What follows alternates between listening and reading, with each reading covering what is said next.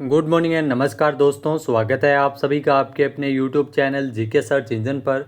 तो दोस्तों आज है 29 सितंबर और 29 सितंबर से रिलेटेड राजस्थान करंट अफेयर्स के जितने भी इंपॉर्टेंट क्वेश्चन हैं उन सभी को हमें कमेंट बॉक्स में डिस्कस करने वाले हैं।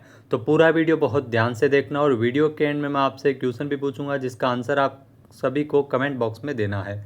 तो कल के वीडियो में मैंने आपसे क्वेश्चन पूछा था जो था राजस्थान हाईकोर्ट का कार्यवाहक मुख्य न्यायाधीश किसे नियुक्त किया गया है। तो जस्टिस संजीव प्रकाश शर्मा ये राजस्थान हाईकोर्ट के कार्यवाहक मुख्य न्यायाधीश बने हैं। ए ऑप्शन यहाँ पर बिल्कुल सही है। जिन दोस्तों ने ए ऑप्शन कमेंट बॉक्स में सही जवाब दिया था उनको हार्दिक शुभकामनाएं। तो जस्टिस संजीव प्रकाश शर्मा को विधि मंत्रालय ने आदेश जारी करते हुए राजस्थान हाईकोर्ट का कार्यवाहक मुख्य न्यायाधीश नियुक्त किया है। ये आदेश 27 सितंबर से प्रभावी हुआ है। मुख्य न्यायाधीश के.आर. श्रीराम के सेवानिवृत्त होने के बाद जस्टिस शर्मा ये दायित्व संभालेंगे। 27 सितंबर 1964 को जयपुर में जन्मे जस्टिस शर्मा ने 30 मई 1987 को राजस्थान हाईकोर्ट में वकालत की शुरुआत की थी। तो चलिए शुरू करते हैं, लेकिन उससे पहले कल के क्वेश्चन का रिवीजन। तो कल के महत्वपूर्ण 5 क्वेश्चन थे। राजस्थान के जोधपुर में मारवाड़ महोत्सव 2025 का आयोजन कब किया जाएगा। तो 6 और 7 अक्टूबर को इसका आयोजन होगा। नेक्स्ट है राजस्थान के किस कलाकार को राष्ट्रपति द्रौपदी मुर्मू द्वारा 64वां राष्ट्रीय ललित कला अकादमी पुरस्कार प्रदान किया गया है। तो पुरस्कार मिला है डॉक्टर गिरिराज शर्मा और डॉक्टर कनुप्रिया को। नेक्स्ट है राजस्थान में किस जिले की साहित्यकार कौशल्या अग्रवाल इनको अंतर्राष्ट्रीय भूटान भारत साहित्य रत्न सम्मान से नवाजा गया। तो कौशल्या अग्रवाल का संबंध जोधपुर से है। नेक्स्ट है राजस्थान के किस अस्पताल में जल्द ही रोबोटिक तकनीक से किडनी ट्रांसप्लांट किया जाएगा। तो स्वाभिमान सिंह हॉस्पिटल जयपुर में ये नवाचार होगा। नेक्स्ट है प्रधानमंत्री कुसुम योजना के कंपोनेंट बी में जयपुर जिले के कितने किसानों के खेतों में सोलर पंप लगाए जाएंगे। तो 5500 किसानों को इसका लाभ मिलेगा जयपुर में। तो चलिए शुरू करते हैं आज के राजस्थान करंट अफेयर्स। पहला क्वेश्चन है राजस्थान क्रिकेट एसोसिएशन यानी आरसीए की एड हॉक कमेटी का कार्यकाल कितने महीने के लिए बढ़ा दिया है। तो अगले 6 महीने के लिए कार्यकाल है वो बढ़ाया गया है। अब 6 महीने नहीं 3 महीने के लिए, जी हाँ 3 महीने के लिए कार्यकाल बढ़ा दिया है। बी ऑप्शन यहाँ पर बिल्कुल सही है। एड हॉक कमेटी जो कि राजस्थान क्रिकेट एसोसिएशन की है उसका 3 महीने कार्यकाल बढ़ा है। आइए जानते हैं इंपॉर्टेंट फैक्ट्स।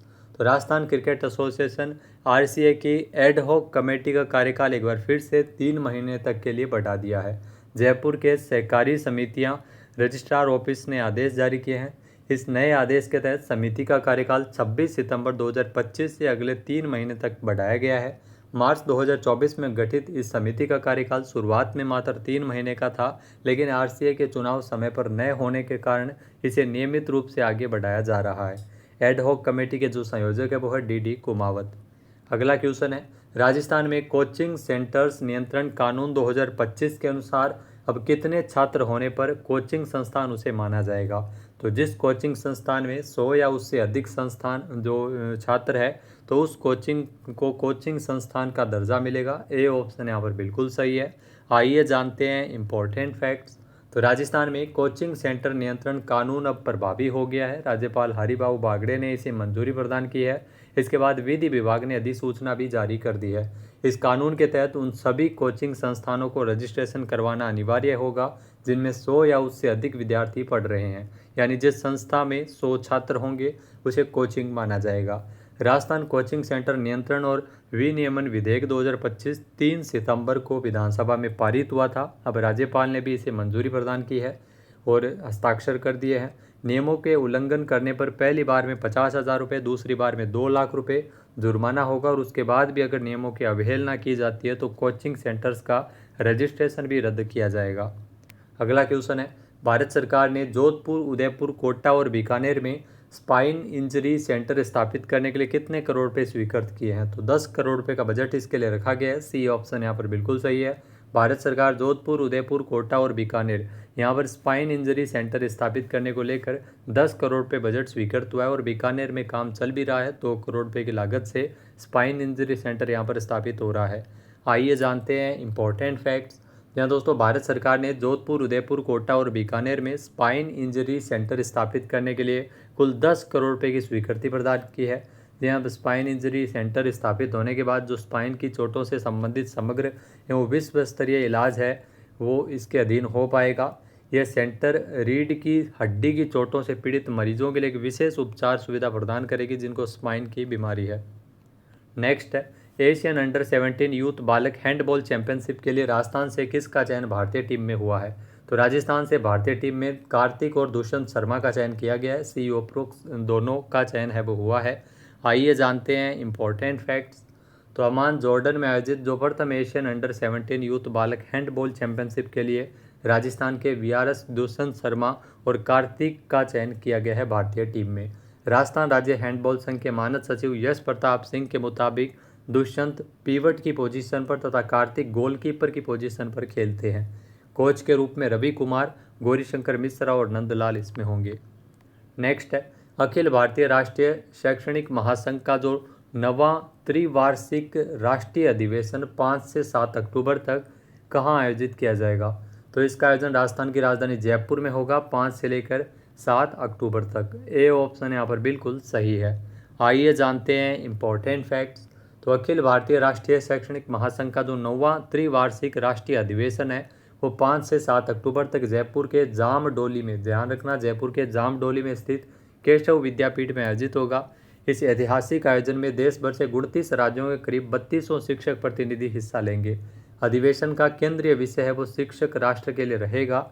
6 अक्टूबर को सायंकाल प्रोफेसर भगवती प्रकाश शर्मा, इनका नाम आपको ध्यान में रखना है, प्रोफेसर भगवती प्रकाश शर्मा जो कि राजस्थान से है, प्रोफेसर सुषमा यादव दिल्ली से और श्री वी श्री कुमार जो कि केरल से है। इनको अखिल भारतीय शिक्षा भूषण शिक्षक सम्मान से नवाजा जाएगा। अगर आपसे एग्जाम में पूछ लिया जाता है कि आगे कि अखिल भारतीय शिक्षा भूषण शिक्षक सम्मान राजस्थान से किसे मिला है, प्रोफेसर भगवती प्रकाश शर्मा को मिला है।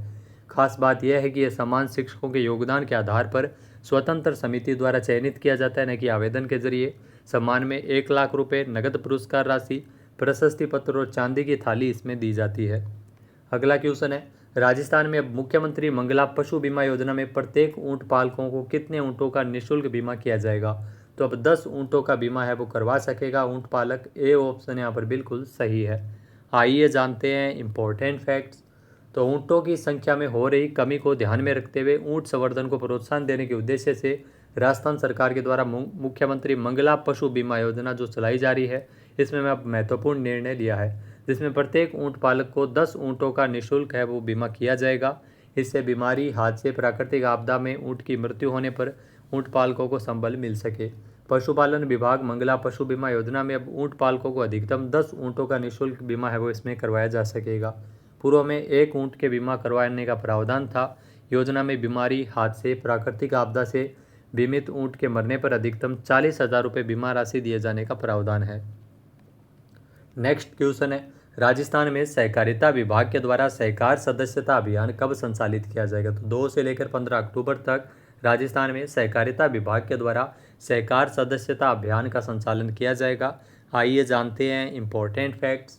तो राजस्थान सहकारिता विभाग के द्वारा आगामी 2 से 15 अक्टूबर तक प्रदेश भर में सहकार सदस्यता अभियान संचालित किया जाएगा। इस अभियान की अगर बात करें तो राज्य में सहकारिता का विस्तार करने की दृष्टि से महत्वपूर्ण अवसर है। अभियान के अंतर्गत प्रमुख रूप से 5 गतिविधियां संपादित की जाएगी जिसमें नवीन पैक्स का गठन के प्रस्ताव एवं सदस्यता राशि प्राप्त करना, स्वीकृति जारी करना, प्रस्तावित नए सहकारिता कानून प्रावधानों के अनुसार जानकारी देना, पैक्स, डेयरी, सहकारी समितियों में युवाओं और महिलाओं के लिए विशेष सदस्यता अभियान चलाना इसमें शामिल है। नेक्स्ट क्वेश्चन है राजस्थान में सरकारी स्तर पर देश का पहला और विदेश स्तर पर लंदन के बाद में दूसरा इंस्टीट्यूट ऑफ डर्मेटोलॉजी कहाँ स्थापित होगा। तो इसकी स्थापना की जाएगी SMS जयपुर में। सी ऑप्शन यहाँ पर बिल्कुल सही है। आइए जानते हैं इम्पोर्टेंट फैक्ट्स। तो जयपुर के SMS में शुरू होगा देश का पहला सरकारी कॉस्मेटिक लेजर इंस्टीट्यूट जो लंदन के बाद दूसरा। 7 करोड़ रुपये की लागत से इस इंस्टीट्यूट ऑफ डर्मेटोलॉजी की स्थापना की जाएगी। SMS अस्पताल के चरक भवन में 7 करोड़ रुपये की लागत से इंस्टीट्यूट ऑफ डर्मेटोलॉजी तैयार हो गया है। यहाँ लेजर और कॉस्मेटिक प्रोसीजर से जुड़ी सभी प्रकार की अत्याधुनिक मशीनों की सुविधा अगले 3 माह में देखने को मिलेगी। इस संस्थान में झड़ते बालों को दोबारा उगाने, चेहरे पर मस्स से हटाने, अनचाहे बालों को खत्म करने का इलाज है वह एक्साइमर तकनीक से होगा। नेक्स्ट क्वेश्चन है हाल ही में भारतीय क्रिकेट कंट्रोल बोर्ड यानी BCCI का नया अध्यक्ष किसे चुना गया। तो मोस्ट इंपॉर्टेंट है BCCI का नया अध्यक्ष मिथुन मनहास को चुना गया जो आप तस्वीर में देख सकते हैं। बी ऑप्शन यहाँ पर बिल्कुल सही है। आइए जानते हैं इम्पोर्टेंट फैक्ट्स। तो दिल्ली के पूर्व कप्तान मिथुन मनहास को भारतीय क्रिकेट कंट्रोल बोर्ड बीसीसीआई का नया अध्यक्ष चुना गया है। यहाँ बीसीसीआई की नई कार्यकारिणी की घोषणा 28 सितंबर को वार्षिक आम बैठक एजीएम में की गई थी। राजीव शुक्ला और देवजीत सैकिया को फिर से बीसीसीआई के उपाध्यक्ष और सचिव के रूप में चुना गया। राजीव शुक्ला है वो उपाध्यक्ष है, सचिव देवजीत सैकिया है। इसके अलावा मिथुन मनहास ने रोजर बिन्नी के स्थान पर इस पद के लिए चुना गया है। मिथुन ने कुछ दिन पहले ही इस पद के लिए आवेदन किया था। नेक्स्ट है, हाल ही में 28 सितंबर से भारत में पहली बार एशिया स्विमिंग चैंपियनशिप का आगाज़ है वो कहाँ हुआ है? तो गुजरात के अहमदाबाद में इस प्रतियोगिता की शुरुआत 28 सितंबर से हुई है। भारत में पहली बार ये प्रतियोगिता आयोजित हो रही है। ए ऑप्शन यहाँ पर बिल्कुल सही है। आइए जानते हैं इम्पोर्टेंट फैक्ट्स। तो एशिया स्विमिंग चैंपियनशिप जो कि 28 सितंबर से प्रारंभ हुई है, प्रतियोगिता अहमदाबाद के वीर सावरकर स्टेडियम में एक्वेटिक एरिना में आयोजित की जा रही है। भारत में पहली बार इस प्रतियोगिता का आयोजन किया जा रहा है। भारत के 94 खिलाड़ियों सहित कुल 617 स्विमर इसमें हिस्सा लेंगे।